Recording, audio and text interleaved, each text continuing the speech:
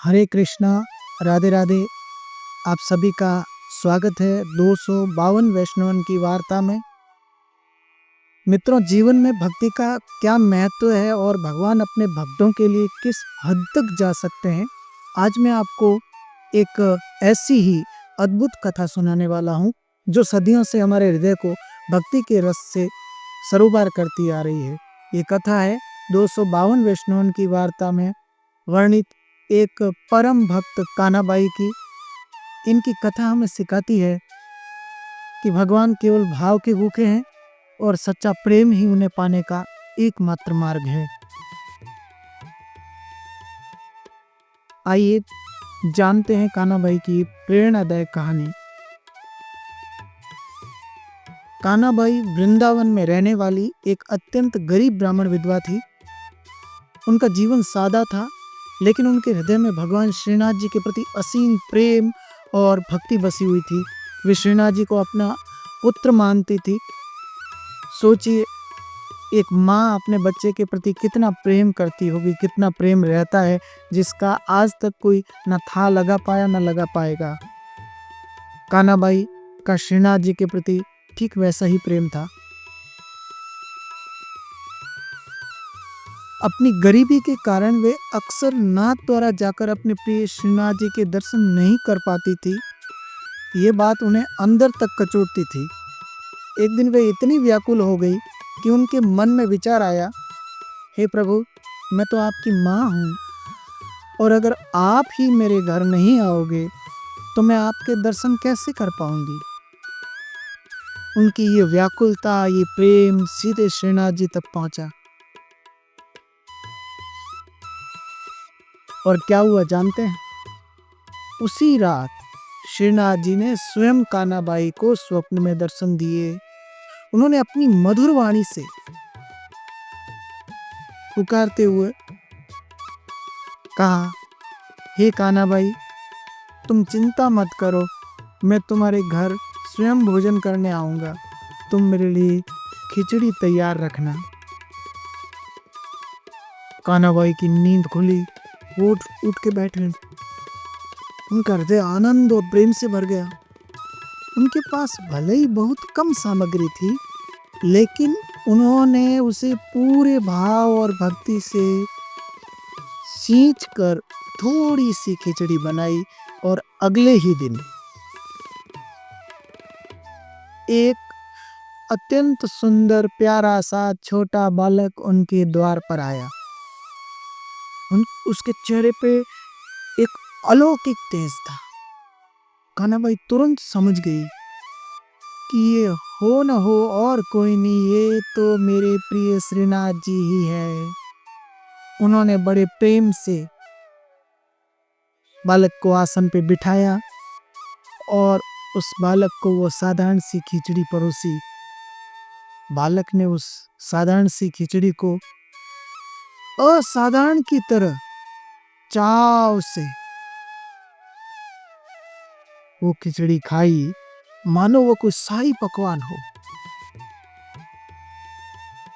भोजन के बाद बालक ने कानाबाई से कहा, माँ, आज तुम्हारी खिचड़ी बहुत स्वादिष्ट लगी, मैं फिर आऊंगा। इतना कहते ही वो सुंदर सा बालक अंतर्ध्यान हो गया और कानाबाई के नेत्रों में प्रेम के अश्रु बहने लगे, वात्सल्य के आंसू बहने लगे, ममत्व के आंसू बहने लगे। उन्हें विश्वास हो गया कि उनके प्रिय श्रीनाथ जी ने उनके निस्वार्थ भाव को स्वीकार कर लिया है।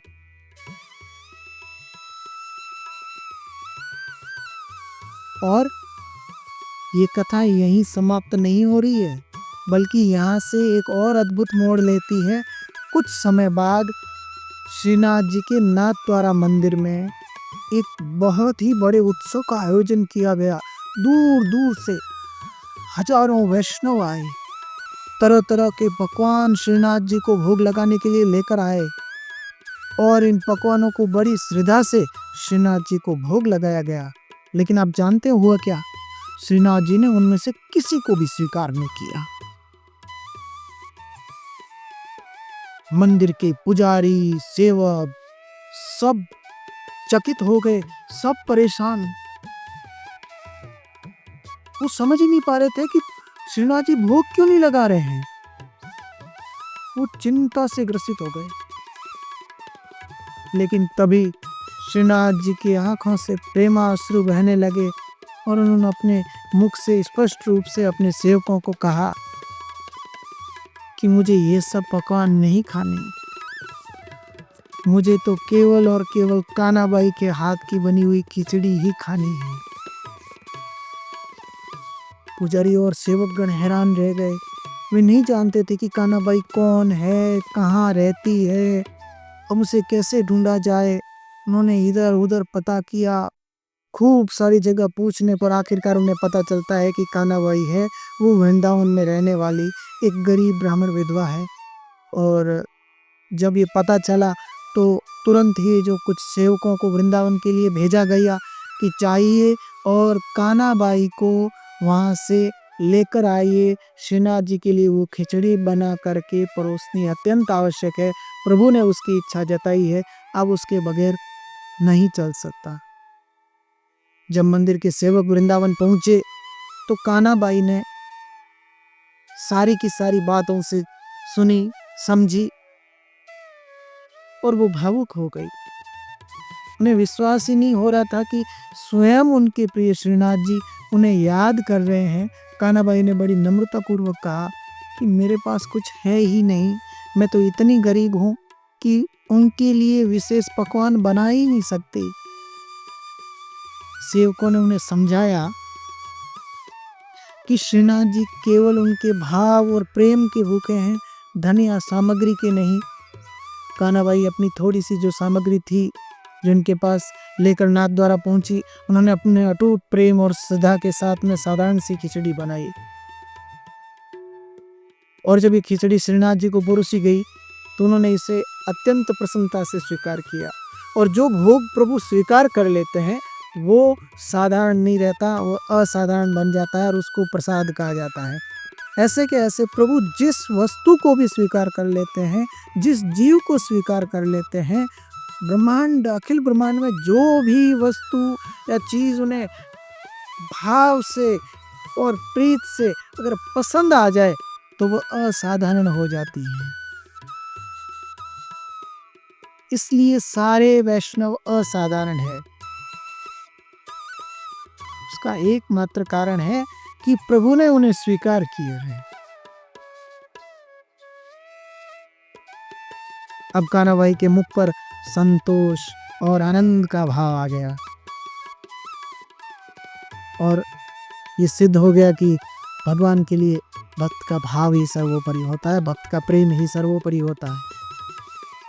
दोस्तों, कानाबाई की ये कथा हमें ये सिखाती है कि भगवान धन दौलत या दिखावे के भूखे नहीं है। वे केवल सच्चे प्रेम, निस्वार्थ भाव, अटूट भक्ति को ही स्वीकार करते हैं।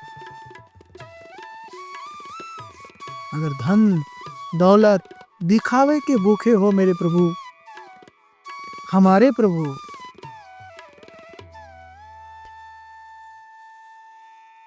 तो फिर पैसे वाले तो किसी गरीब को तो प्रभु तक पहुंचने ही नहीं देंगे।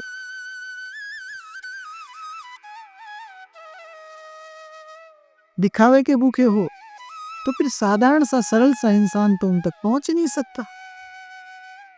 प्रभु प्रेम और श्रद्धा और भक्ति इन्हीं से प्राप्त है, बाकी सब दूसरी बातें।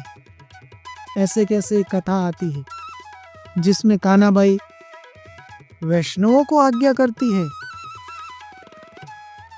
कि प्रभु की भक्ति कर रहे हो, इससे बड़ा यज्ञ होगा क्या।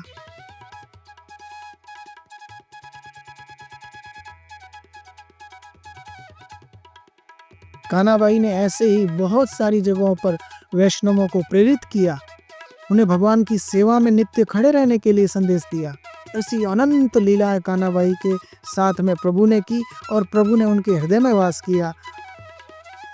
स्वप्न में कानाबाई, जब कानाबाई भगवान को, अपने नवनीत प्रिय जी को सेवा में रख के और कहीं जाती थी और वो अगर रात को नहीं आ पाती थी तो प्रभु स्वप्न में उनको याद करके बुला लेते थे। और वो भी ऐसी भक्त थी कान्हाबाई कि रात देखती ना दिन देखती, दौड़ी चली आती अगर प्रभु ने याद किया हो तो। अतुलनीय भक्ति। कान्हाबाई ने अपना शेष जीवन श्रीनाथ जी की भक्ति और उनकी सेवा में समर्पित कर दिया। उनकी सादगी, उनकी निष्ठा और भगवान के प्रति अटूट विश्वास ने उन्हें 252 वैष्णवों में एक विशेष स्थान दिलाया। उनकी लीलाएं सदियों तक भक्तों के हृदय में अमर रहेगी। तो मित्रों, हम भी कान्हाबाई के जीवन से प्रेरणा ले सकते हैं। हम भले ही कितने ही व्यस्त क्यों ना हो, लेकिन एक थोड़ा सा समय तो हम अपने इष्ट के लिए निकाल सकते हैं, अपने आराध्य के लिए निकाल सकते हैं। कृपया थोड़ा सा समय अपने आराध्य के लिए निकालें, उनसे सच्चे हृदय से जुड़ें, नियमित जुड़े हुए रहें और देखें कैसे वो आपके जीवन में अद्भुत चमत्कार करते हैं, आपके साधारण से जीवन को असाधारण बना देते हैं। अगर आपको ये कथा पसंद आई हो तो इसे, अगर इसने आपके हृदय को छू लिया हो, अगर ये वीडियो आपको अच्छा लगा हो तो इसे लाइक करना मत भूलना और अपने दोस्तों में, अपने परिवारजनों के साथ में इसे शेयर जरूर करें ताकि वे भी इस सुंदर कथा को जानें और भक्ति के लिए प्रेरित हो। इस अनमोल जीवन को भक्ति के अलावा कोई श्रृंगार मिल ही नहीं सकता। और अगर आप इस चैनल पर नए हैं तो प्रेरक भक्तिमय कथाओं के लिए, भक्तिमय सामग्री के लिए सब्सक्राइब करना ना भूलिएगा। अगले वीडियो में फिर मिलेंगे एक ऐसी ही नई प्रेरणादायक कथा के साथ में। तब तक के लिए अपना ध्यान रखें और अपने आराध्य की भक्ति करते रहें। जय श्री कृष्णा। राधे राधे।